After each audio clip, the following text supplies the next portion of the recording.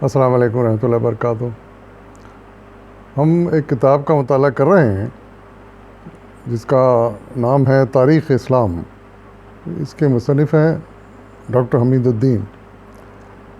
اس کے کافی مضامین میں آپ کے سامنے پیش کر چکا ہوں، اور آج کا مضمون بھی اسی کتاب سے ماخوذ ہے۔ اس کتاب کی خاصیت یہ ہے کہ یہ پاکستانی یونیورسٹیوں کے نصاب میں بھی شامل رہی ہے کتاب، بحیثیت اسلامی تاریخ کے مضمون سے۔ اس کا آج جو باب میں شروع کر رہا ہوں وہ یزید بن معاویہ کے بارے میں ہے۔ ان کا دور 60 تا 64 ہجری ہے اور 680 تا 683 عیسوی کے حساب سے یہ ہے۔ تو مصنف اس کے تعارف میں کچھ باتیں لکھتے ہیں، لیکن اس سے پہلے میں جو تعارف کرانا چاہتا ہوں وہ یہ ہے کہ یہ باب تاریخ اسلام کا ایک سیاہ ترین باب ہے، اور اس کو پڑھ کر اور سن کر حقیقت میں دل بھی دکھتا ہے اور شرمندگی بھی ہوتی ہے، کیونکہ اس میں ایسے واقعات رونما ہوئے جو اسلامی تاریخ پر ایک دھبا ہیں۔ بہرحال تفصیل اس کی میں پیش کرتا ہوں جو انہوں مصنف نے لکھی ہے۔ آپ کو اندازہ ہوگا کہ کیا کیا واقعات اس دور میں ہوئے۔ تعارف میں لکھتے ہیں کہ یزید کی پرورش شاہانہ ماحول میں ہوئی تھی۔ یزید یعنی امیر معاویہ کے صاحبزادے جو تھے ان کا ذکر ہو رہا ہے۔ ابتدائی سے اسے فرمانروائی اور جہاں کے قواعد سکھائے گئے تھے۔ 2 دفعہ امارات حج کے فرائض سپرد ہوئے۔ چند ایک معرکوں میں بھی شرکت کی اس نے۔ تعلیم و تربیت نہایت احسن طریقے پر ہوئی تھی، اس لیے علم و ادب کا دلدادہ تھا۔ شعر گوئی میں تو اسے خاص مہارت حاصل تھی، یعنی شعر شاعری بھی کرتے تھے آپ۔ سیر و شکار کا بہت شائق تھا اور کئی قسم کے شکاری کتے پال رکھے تھے۔ ان عادات کی وجہ سے عوام اسے پسند نہیں کرتے تھے۔ امیر معاویہ رضی اللہ عنہ اپنی زندگی میں اس کے ولی عہدی کی بیعت لے چکے تھے۔ ہم جانتے ہیں پچھلے باب میں ہم نے امیر معاویہ کے باب میں پڑھا کہ کس طرح انہوں نے امیر معاویہ نے مسلمانوں سے مختلف علاقوں میں بیعت لی تھی، مختلف اہم رہنماؤں کی بیعت لی تھی یزید کے حق میں، اور تسلیم کروایا تھا کہ اس کے امیر معاویہ کے وہ جانشین ہوں گے۔ اس بات پر بیعت لے لی تھی انہوں نے بہت سے اہم ہستیوں سے اس وقت کی۔ امام حسین رضی اللہ عنہ سے بیعت کا مطالبہ اور جنگ کربلا۔ پہلے ذکر ہو چکا ہے کہ امام حسین رضی اللہ عنہ، ابن زبیر، عبداللہ بن عباس، عبداللہ بن عمر، عبد الرحمن بن ابوبکر کے سوا تمام عالم اسلام نے یزید کی ولی عہدی قبول کر لی تھی۔ یعنی جب انہوں نے بیعت لی تو سب نے بیعت کر لی، تمام جو اہم اکابرین اسلام تھے، لیکن عام لوگوں نے بھی، لیکن انہوں نے یہ جو 6 افراد تھے انہوں نے یہ نامزدگی قبول نہیں کی اور ان کے ہاتھ پہ بیعت نہیں کی تھی۔ چنانچہ خلیفہ ہوتے ہی یزید نے سب سے پہلے ان بزرگوں سے بیعت لینے کی جانب توجہ مبذول کی، یعنی اس نے ضروری سمجھا کیونکہ اہم ترین افراد تھے یہ مسلم امہ کے اس وقت کے اکابرین میں سے تھے، تو یزید نے سوچا کہ سب سے پہلے ان سے بیعت لے لی جائے تاکہ کوئی فتنہ فساد نہ ہو۔ عبد الرحمن بن ابوبکر وفات پا چکے تھے، یعنی ان 6 افراد کے بارے میں اب کہہ رہے ہیں کہ وہ پہلے یہ جو تھے وہ وفات پا چکے تھے۔ دوسرے عبداللہ بن عمر رضی اللہ عنہ اور عبداللہ بن عباس رضی اللہ عنہ نے جب دیکھا کہ یزید کی بیعت پر تمام مسلمانوں کا اتفاق ہو چکا ہے تو انہوں نے بھی بیعت کر لی۔ ان 2 حضرات نے بھی بیعت کر لی۔ اب رہ گئے دو افراد جس میں حضرت امام حسین اور حضرت عبداللہ بن زبیر، ان کی بیعت باقی تھی، انہوں نے ابھی تک بیعت نہیں کی تھی۔ یزید کو ان دونوں حضرات سے بہت خطرہ تھا، کیونکہ اسے یقین تھا کہ اگر ان میں سے کسی ایک نے بھی خلافت کا دعویٰ کیا تو حجاز اور عراق کی اکثریت لازماً ان کا ساتھ دے گی اور ایک زبردست شورش برپا ہو جائے گی۔ چنانچہ حاکم مدینہ ولید بن عتبہ کو فرمان بھیجا کہ ان دونوں اصحاب کو طلب کر کے فوراً بیعت لے لو اور کسی کو لیت و لال کی مہلت نہ دو۔ تو اس وقت مدینے پر ولید بن عتبہ حکمران تھے، اس کو یزید نے خط لکھا کہ ان سے بیعت لے لو اور ٹال مٹول نہ کرو، اس میں دیر نہ کرو۔ ولید کو اس حکم کی فوری تعمیل کی دشواریوں کا پورا پر احساس تھا۔ اس زمانے میں مروان بن حکم سے مشورہ کیا تو اس نے کہا کہ بلا تاخیر دونوں کو بلا کر بیعت لے لو، اگر ذرا بھی پس و پیش کریں تو قتل کر دو، کیونکہ اگر تم نے اس معاملے میں نرمی سے کام لیا تو جا بجا فتنے اٹھیں گے۔ یہ ان کو مشورہ کس نے دیا؟ یہ مروان بن حکم۔ ولید نے حضرت امام حسین کو بلا بھیجا اور یزید کا خط دکھا کر بیعت کی درخواست کی۔ آپ نے فرمایا مجھ جیسا آدمی خفیہ طور پر بیعت نہیں کر سکتا، جب تم عام لوگوں سے بیعت لے لو گے تو میں بھی آ جاؤں گا، فی الحال اس معاملے کو رہنے دو۔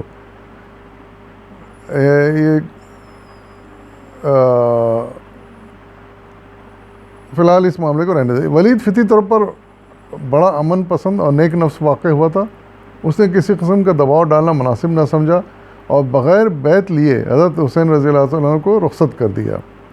مروان کو اس کی خبر ہوئی تو ولید پر برس پڑا اور کہا کہ ڈھیل دے کر تم نے ان کی بیعت کا موقع ہمیشہ کے لیے کھو دیا ہے، اب تم کبھی ان پر قابو نہ پا سکو گے۔ دوسرے جو صحابی رہ گئے تھے عبداللہ ابن زبیر کو بیعت کے لیے طلب کیا گیا تو انہوں نے ایک روز کی مہلت چاہی اور راتوں رات مکہ روانہ ہو گئے۔ ولید نے تعاقب میں آدمی بھیجے مگر وہ ہاتھ میں نہ آئے اور مکہ پہنچ کر حرم میں پناہ لی۔ ان کے بعد امام حسین رضی اللہ عنہ بھی اہل کے ساتھ مکے چلے گئے، کیونکہ مدینے میں یزید کی بیعت کیے بغیر قیام ناممکن تھا۔ اس غیر شرعی بیعت کو وہ کسی قیمت پر بھی تسلیم کرنے کو تیار نہیں تھے۔ یہ دونوں حضرات جو تھے حضرت امام حسین اور حضرت عبداللہ بن زبیر، یہ بیعت قبول کرنے کو تیار نہیں تھے، کیونکہ شرعی طور پر ناجائز سمجھتے ہیں اور ناحق سمجھتے تھے۔ اور حقیقت یہ تھی کہ زبردستی بیعت کروائی تھی، ان کے والد نے، امیر معاویہ نے لوگوں سے بیعت لی تھی، تو یہ زبردستی کا کام انہیں ہرگز پسند نہیں تھا۔ پہلے ذکر کیا جا چکا ہے کہ شیعان علی خلافت کو صرف اہل بیت کا حق تصور کرتے تھے۔ کوفہ ان لوگوں کا سب سے بڑا مرکز تھا، چنانچہ انہوں نے جب امیر معاویہ رضی اللہ عنہ کی وفات اور یزید کی تخت نشی کا حال سنا تو کوفہ کے شیعہ اپنے رئیس سلیمان بن سرو کے گھر جمع ہوئے اور باہمی مشورے سے طے کیا کہ یزید کی خلافت سے انکار کر کے حضرت امام حسین کو امیر المومنین بنا لیا جائے۔ اسی اثناء میں انہیں خبر ملی کہ امام حسین رضی اللہ عنہ نے بیعت کو تسلیم نہیں کیا اور مدنی کی رہائش ترک کر کے اہل عیاد سمیت مکہ پہنچ گئے ہیں۔ چنانچہ کوفہ والوں نے آپ کو اپنے ہاں بلاوے کا لگاتار خطوط بھیجنے شروع کر دیے۔ چند معززین نے تو خود حاضر ہو کر بھی کوفہ چلنے کی درخواست کی۔ اس پر امام حسین رضی اللہ عنہ نے اپنے چچا زاد بھائی مسلم بن عقیل کو اس حقیقت حال کا جائزہ لینے کے لیے کوفہ بھیجا اور کہا کہ اگر حالات ٹھیک ہوں اور کوفہ کے تمام رؤساء و شرفا میری بیعت پر متفق ہوں تو مجھے اطلاع دیں تاکہ میں وہاں آ جاؤں۔ مسلم کوفہ پہنچے تو وہاں کے شیعہ ان کے ہاتھ پر بیعت کرنے کو ٹوٹ پڑے اور چند ہی روز میں 18,000 عقیدت مندوں کا جمع غفیر آپ کے پاس جمع ہو گیا۔ یہ حالات دیکھ کر مسلم نے امام حسین کو خط لکھا کہ اہل کوفہ آپ کی امامت کے دل و جان سے خواہاں ہیں، اس لیے فوراً تشریف لے آئیے۔ کوفہ کے حاکم نعمان بن بشیر کو جب مسلم کی آمد اور شیعوں کے اجتماع کی خبر ملی تو اس نے ان پر کوئی سختی وغیرہ نہ کی، بلکہ نہایت پرامن طریقے پر سمجھایا کہ تم لوگ امت میں فتنہ فساد کرنے کی کوشش مت کرو، کیونکہ اس کا انجام سب مسلمانوں کے حق میں برا ہوگا۔ یزید کے خیرخواہوں نے نعمان سے بحتیرہ کہا کہ ان لوگوں کی حرکات افعال پر کڑی نگرانی رکھنی چاہیے اور سختی سے ان کا سدباب کر دینا چاہیے، مگر نعمان جو حاکم تھے اس وقت کوفہ کے، انہوں نے وہ فطری طور پر صلح پسند اور عافیت جو واقع ہوئے تھے، اس لیے تشدد کو پسند نہیں کیا اور جواب دیا کہ جب تک یہ لوگ خود مقابلے پر نہیں آئیں گے میں پیش قدمی نہیں کروں گا۔ یزید کے جاسوسوں نے اطلاع بھیجی کہ اگر کوفہ اپنے پاس رکھنا چاہتے ہو تو نعمان کے بجائے کسی اور کو حاکم بنا کر بھیجو جو یہاں کے فسادیوں کا استحصال کر سکے، ورنہ نتائج خراب ہوں گے۔ یزید نے فوراً اس پر عمل کیا اور نعمان کو معزول کر کے عبداللہ ابن زیاد کو کوفہ کا والی مقرر کر دیا اور اس سے سخت تاکید کی کہ جس طرح بھی ممکن ہو اس فتنے کو تدارک کر کے مسلم بن عقیل کو وہاں سے نکال دے یا قتل کر دے۔ ابن زیاد نے کوفہ پہنچتے اعلان کیا کہ میں مطیع و فرمانبردار لوگوں کے ساتھ شفقت اور مہربانی کا برتاؤ کروں گا، لیکن فتنہ پردازوں کا تشدد کے ساتھ قلع قما کروں گا۔ ہر محلے کے رئیس کو حکم دیا کہ وہ اپنے محلے کے امن کا پورا خیال کرے اور جو شخص اسے مشکوک یا مشتبہ نظر آئے اسے پکڑ کر میرے پاس لے آئے۔ یہ بھی دھمکی دی کہ جس محلے میں کوئی فتنہ پرداز یا باغی ملے گا اس محلے کے رئیس کو سولی پر لٹکا دیا جائے گا۔ مسلم کو ان انتظامات اور اعلان کی اطلاع ہوئی تو اپنی پہلی رہائش ترک کر کے ہانی بن عروہ سے پناہ کی طلب کی۔ ابن زیاد کے خوف کے باعث ہانی انہیں اپنے گھر میں ٹھہرانا نہیں چاہتے تھے، مگر پاس مروت سے انکار نہ کر سکے اور بعد نخواستہ قبول کر لیا۔ اس پر بھی شیعوں کی آمد و رفت میں کوئی فرق نہ آیا اور بیعت کا سلسلہ برابر جاری رہا، یعنی حضرت علی کے نام پر وہاں بیعت کا سلسلہ چل رہا تھا۔ کسی طرح حضرت امام حسین کے لیے کسی طرح حضرت ابن زیاد کو اسے خبر ہوئی تو ہانی کو بلا کر ڈرایا دھمکایا اور کہا کہ مسلم کو ہمارے حوالے کر دو۔ ہانی نے کہا کہ میں نے انہیں خوشی سے نہیں بلایا بلکہ خود ہی میرے گھر پر آ گئے تھے اور پاس مروت سے انکار نہ کر سکا۔ اگر آپ کو یہ بات پسند نہیں تو میں انہیں ابھی نکالے دیتا ہوں، مگر اپنے پناہ گزین تمہارے حوالے نہیں کروں گا۔ اس پر ابن زیاد نے انہیں سخت زود و کوب کیا اور قید خانے میں ڈال دیا۔ کوفہ میں افواہ پھیل گئی کہ ہانی قتل کر دیے گئے ہیں۔ مسلم اپنے 18,000 ساتھیوں کے ساتھ نکل پڑے اور ابن زیاد کے مکان کا محاصرہ کر لیا۔ ابن زیاد کے پاس اس وقت گنے چنے کل 50 آدمی تھے، اس لیے مقابلے کے سوا سوال ہی پیدا نہیں ہوتا تھا، مگر اس نے کوفہ کے شرفاء اور رؤساء کو حکم دیا تھا کہ تمہارے قبیلے کے لوگ مسلم کا ساتھ دے رہے ہیں، میں انہیں سمجھا بجھا کر علیحدہ کرو۔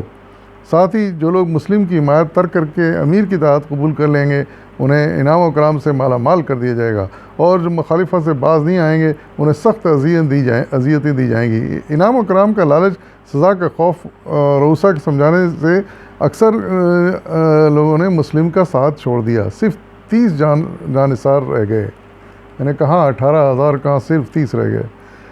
مسلم نے یہ کیفیت دیکھی سخت پریشان ہوئے، آخر ایک ضعیفہ کے یہاں پناہ لی۔ ابن زیاد کو اس کی بھی خبر ہو گئی اور محمد بن اشعث کو ان کی گرفتاری کے لیے بھیجا۔ اشعث نے مکان کا محاصرہ کر کے مسلم کو گرفتار کر لیا اور امان کا وعدہ کر کے ابن زیاد کے سامنے لے گئے، مگر ابن زیاد نے وعدہ امان کو تسلیم نہ کیا اور حکم دیا کہ مسلم اور ہانی دونوں کو قتل کر دیا جائے۔ مسلم نے جب دیکھا کہ ان کا بچنا ناممکن ہے تو ابن اشعث سے استدعا کی وہ ان سب حالات سے امام حسین کو مطلع کر دیں اور ان سے کہیں کہ کوفہ والے ہرگز قابل اعتبار نہیں ہیں۔ جس طرح انہوں نے میرا ساتھ دھوکہ کیا اسی طرح آپ کے ساتھ بھی بے وفائی کریں گے، لہٰذا بہتر یہی ہے کہ جہاں تک آ چکے ہیں وہیں سے فوراً مکہ لوٹ جائیں اور ادھر بھول کر بھی رخ نہ کریں۔ محمد ابن اشعث نے اس حکم کی تعمیل کا عہد کیا اور دوسرے ہی روز امام حسین رضی اللہ عنہ کی خدمت میں قاصد روانہ کر دیا۔ یہ وہ ابتدائی حالات تھے جو یزید کے خلیفہ بننے کے بعد پیش آئے۔ اس سے اندازہ ہو جاتا ہے کہ آگے کے حالات کتنے خطرناک تھے۔ یعنی امام مسلم جو تھے، جو بھیجے ہوئے آدمی تھے ان کے، حضرت امام حسین کے قاصد تھے، ان کے ساتھ یہ حشر کیا گیا۔ مزید حالات ہم آگے پڑھیں گے، فی الوقت اجازت دیجیے، خدا حافظ، فی امان اللہ۔